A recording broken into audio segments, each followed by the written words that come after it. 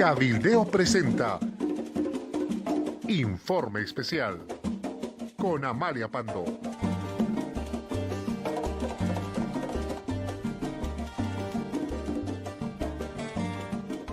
Muy buenos días otra vez a todos ustedes. Elecciones en el Brasil. Habrá segunda vuelta, pero ganó un Trump carioca, Jair Bolsonaro. Uno no puede creer. Jair Bolsonaro es un ex capitán de las Fuerzas Armadas del Brasil y su candidato a vicepresidente es un militar que ya está retirado.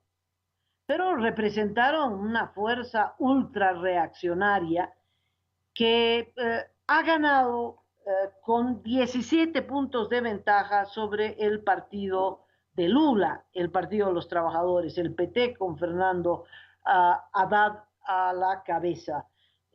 Bolsonaro sobrepasó un poquito el 46% y Haddad sobrepasó un poquito el 29%, pero no llegó al 30%. Hay mucha distancia.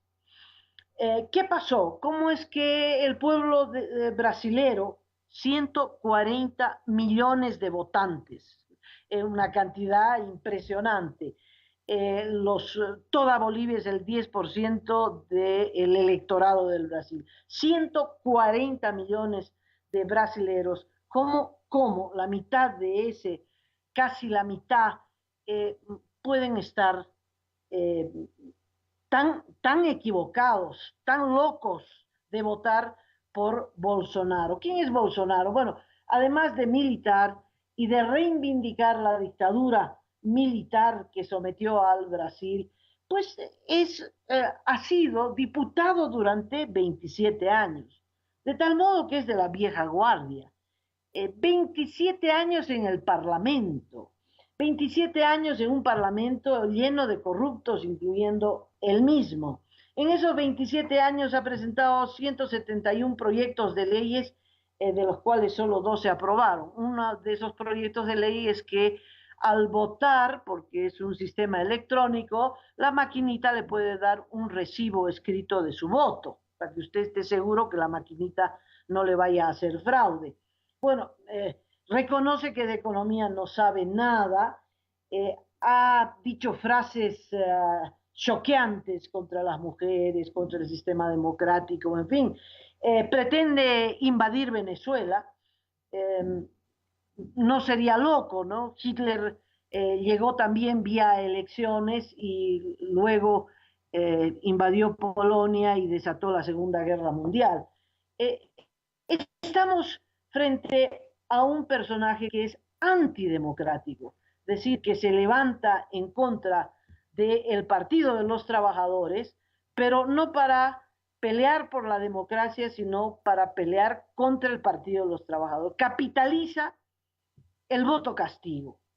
Gana porque es el instrumento del voto castigo, es para castigar al Partido de los Trabajadores, cuyo máximo líder está en la cárcel por corrupción, Lula da Silva. Es tal el voto castigo que ni Dilma Rousseff pudo ganar una senaturía. Postuló para un puesto de senadora por Minas Gerais. Las encuestas decían que iba a ganar y no ganó. Ni siquiera Dilma Rousseff pudo obtener una votación mínima para conseguir una senaturía.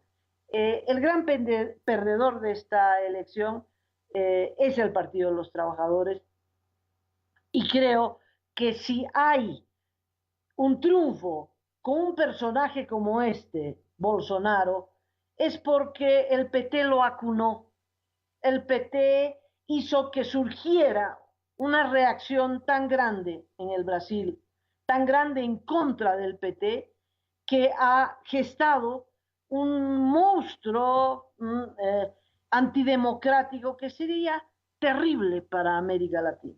Ya es terrible tenerlo a Trump en el norte, sería terrible tener a otro Trump carioca a ritmo de samba a nuestro lado en el país más grande de nuestra región. Pero ha sido un voto castigo. Hay una segunda vuelta y una segunda esperanza. Haddad no ha llegado al 13%, pero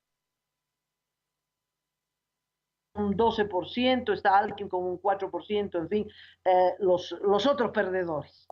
Pero sumados y frente a la posibilidad de que Bolsonaro se convierta en el presidente del Brasil, pues es posible que haya una reacción, una contrarreacción para que esto no sea posible y la única forma es elegirlo a Haddad, que es el representante del partido más corrupto del mundo, pero no el más antidemocrático. El PT nunca fue antidemocrático, el PT fue democrático, a diferencia de Venezuela, Nicaragua y nuestro propio país. El PT nunca agredió a la democracia brasileña. No intentaron cambiar la constitución, no intentaron la reelección indefinida, no, a pesar de las inmensas, multitudinarias manifestaciones en contra del PT, pues nunca Dilma Rousseff utilizó la fuerza ni mató a nadie en ninguna manifestación. Esa es la enorme diferencia. Pero sí, la corrupción destruyó el Brasil, la corrupción destruyó la confianza en la democracia, aunque una última encuesta dice que el 69% de los brasileños apuestan a la democracia a pesar de todo. Pero en fin, el desastre lo hizo el PT y hoy está cobrando la factura. Hay una segunda oportunidad en la segunda vuelta de aglutinar fuerzas. 3 millones de mujeres salieron en una manifestación al grito de el no, el no, el no. ¿Por qué? Porque Bolsonaro es el símbolo del machismo. Tirará por la borda 30 años de luchas democráticas y de conquistas democráticas, de tal modo que el candidato del PT ahora se vuelve la única ilusión de recuperar la democracia en el Brasil. Sin embargo, para ser depositario del voto popular y ser instrumento para frenar a la ultraderecha, pues el PT tiene que hacer una autocrítica. Tiene que decir, nos equivocamos, robamos demasiado, dejamos robar demasiado. Y no es que robaron como eh, para distribuirlo entre los pobres, no, robaron para ellos mismos y robaron para beneficiar a la gran burguesía de el Brasil, a costa de los trabajadores. Para los trabajadores algunas migajas, pero en ese proceso de haber corrompido el Estado en su conjunto, pues se han tirado un proyecto de izquierda, se han tirado la democracia, han desestabilizado las instituciones y han gestado y acunado a Bolsonaro.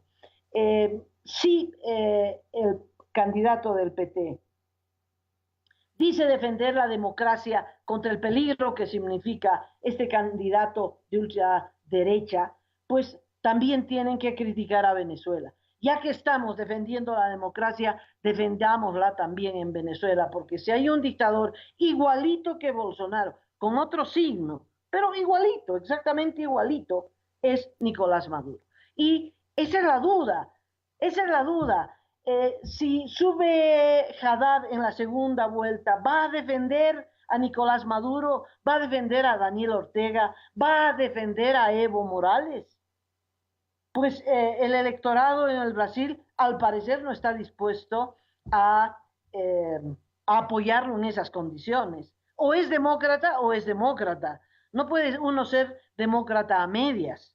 Democrático acá porque me conviene, porque mi opositor es un ultraderechista, pero apoyo a todos los otros dictadores en la región, porque son de mi mismo signo político. No, se le está pidiendo primero una profunda autocrítica, no ir a las iglesias, porque Haddad dijo que en la segunda vuelta se iba a mostrar religioso. No, eso no sirve, nadie quiere que se muestre religioso.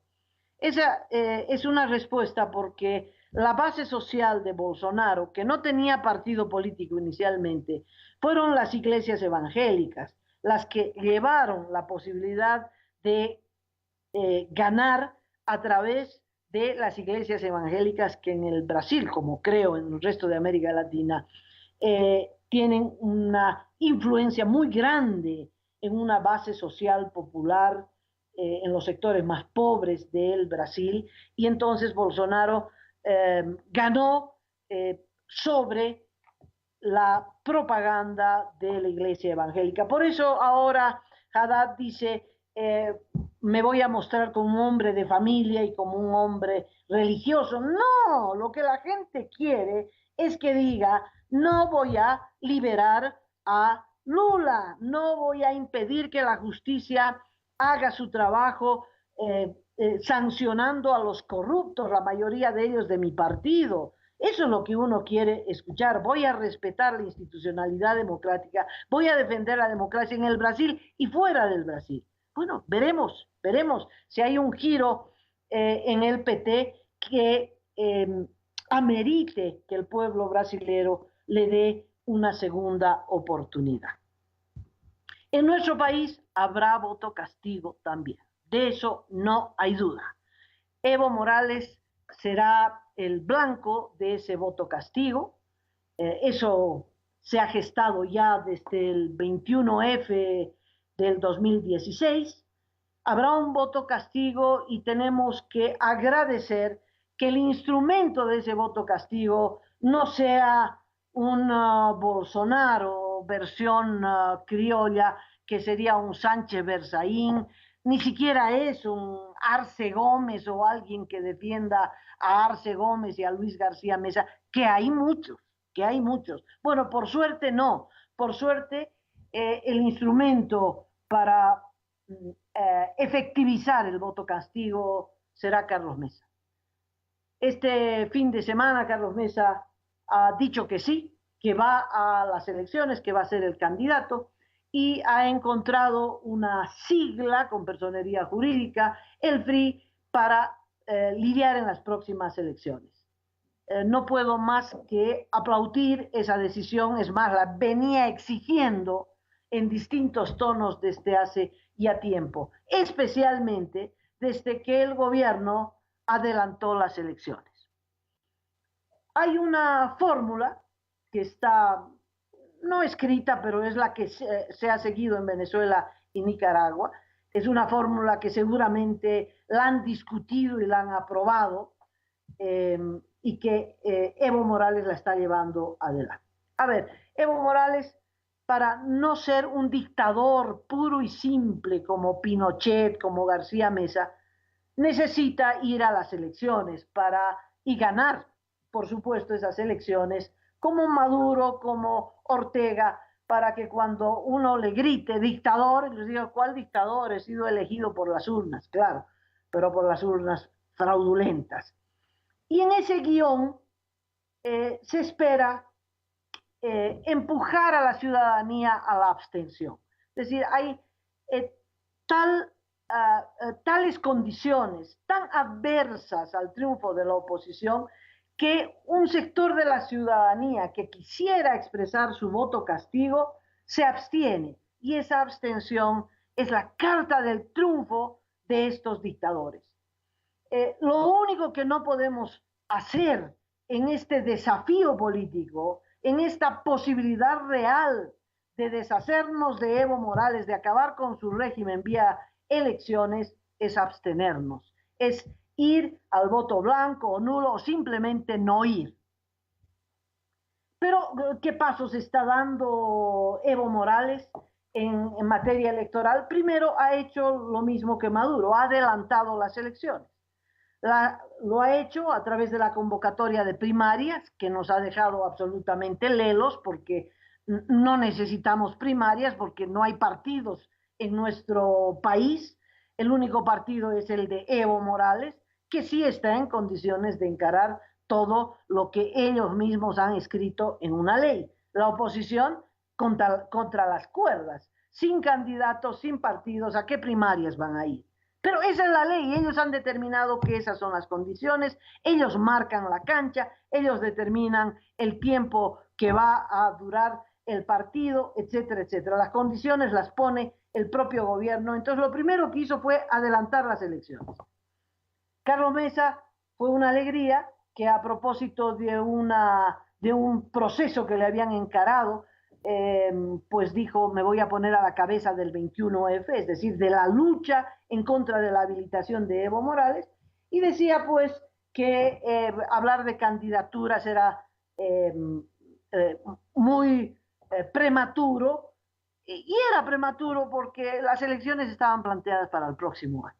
Pero después de aquello, el gobierno aprueba la ley para la convocatoria a primarias, y aquí el que no entra a las primarias no entra a las elecciones del 2019. Entonces hay que ser Gil para decir, primero peleo por el 21F y después, cuando inhabilite a Evo, me preocupo de qué candidatura voy a apoyar el 2019. ¿Por qué? Porque han adelantado las elecciones y esas son las condiciones. Lo tomas o lo dejas, claro que hay que tomarlo y hay que triunfar.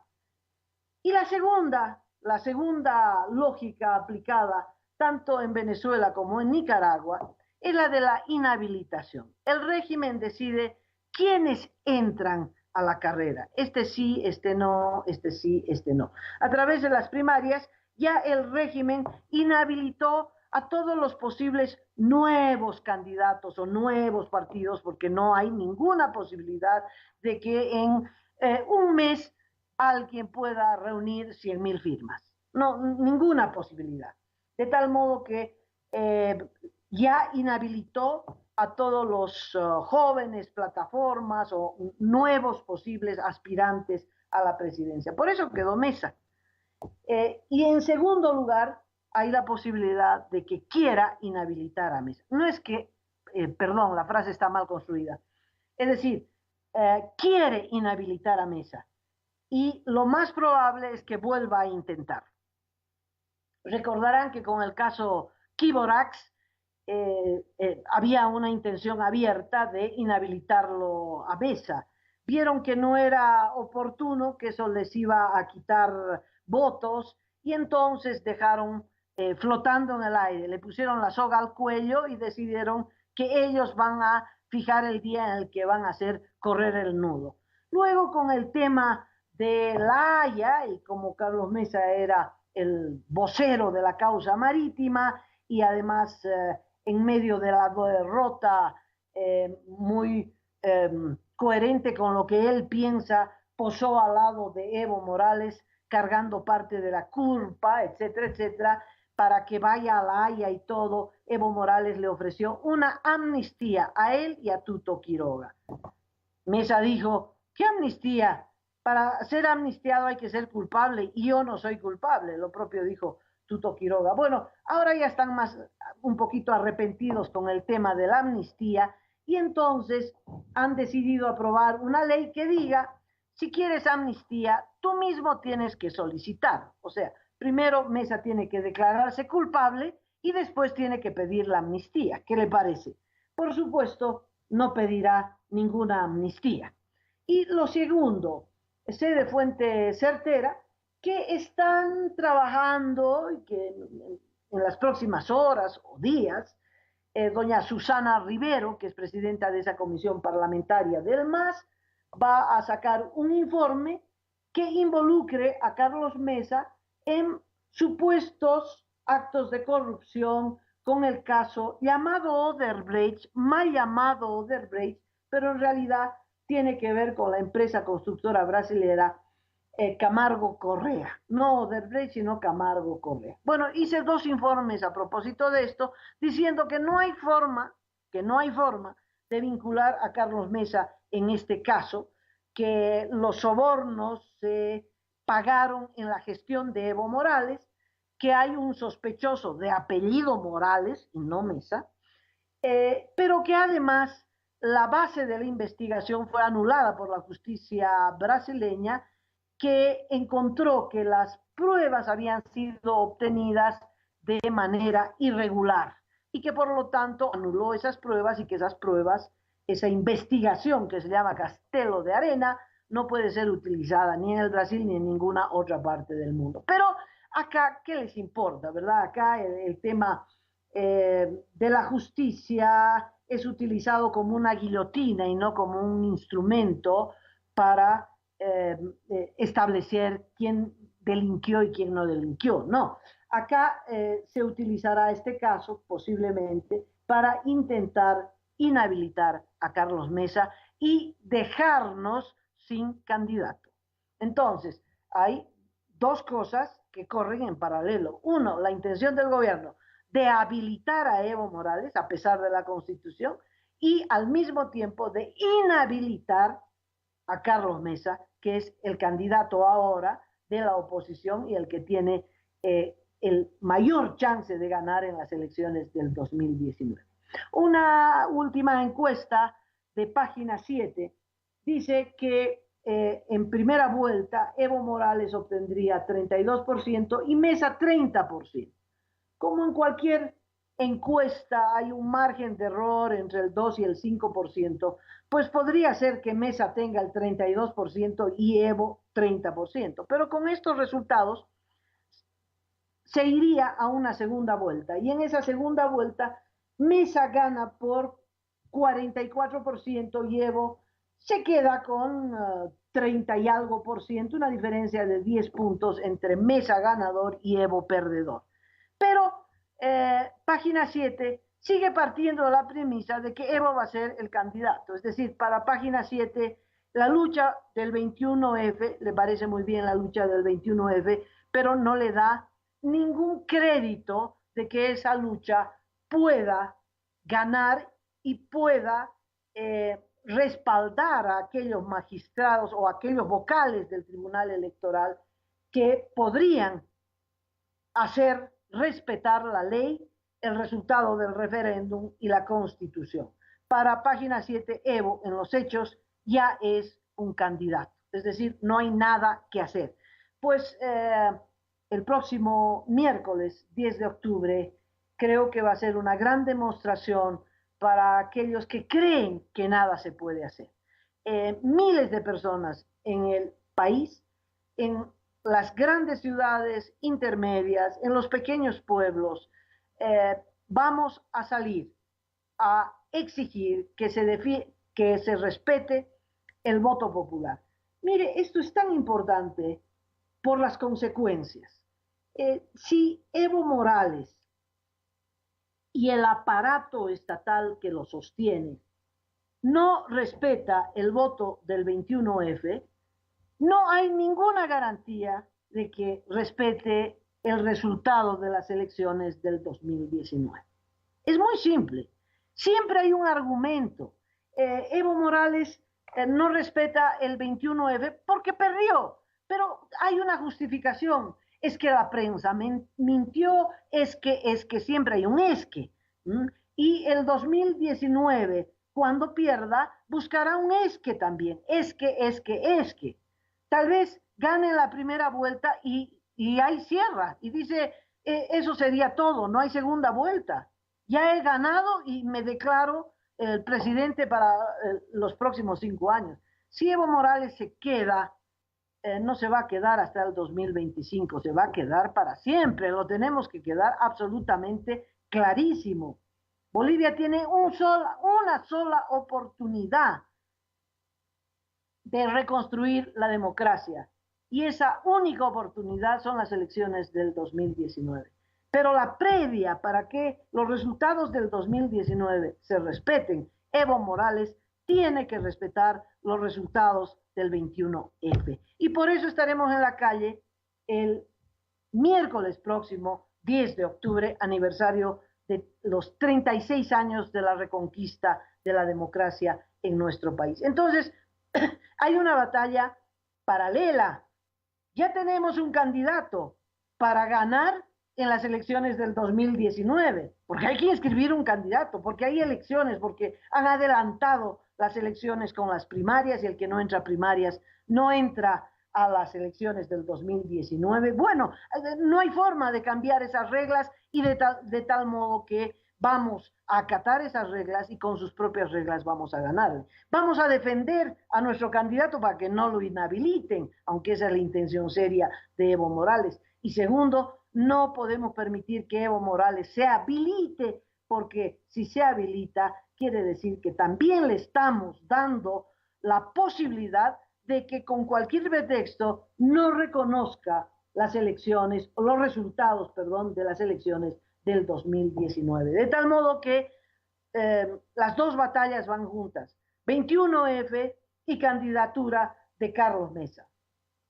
Por suerte es Carlos Mesa. Yo quiero tener la esperanza de que el nuevo periodo que se abre en nuestra región no es un periodo con los bolsonarios, es decir, con la ultraderecha, que el voto castigo a el desastre que han significado los gobiernos llamados progresistas, los gobiernos del socialismo del siglo XXI, que el voto castigo a estos gobiernos corruptos y antidemocráticos no sea una solución por el desastre, con candidatos de ultraderecha más antidemocráticos de estos de los que nos queremos deshacer. Queremos dar vuelta a la página de esa historia, pero no para abrir otra página aún más desastrosa. Esperemos surjan candidatos intermedios,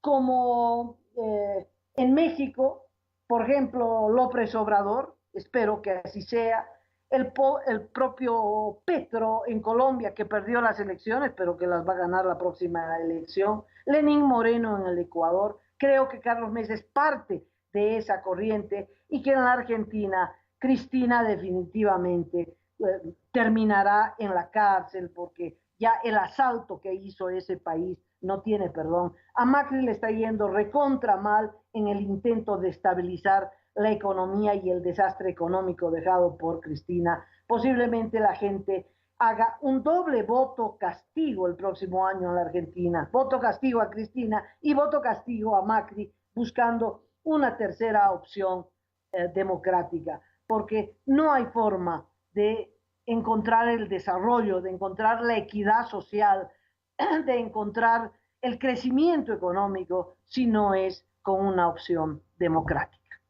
Bueno, hasta aquí llego en este informe, me despido de ustedes hasta mañana y no se olvide, vamos alistando banderas para la marcha del 10 de octubre. Cabildeo presentó Informe Especial con Amalia Pando.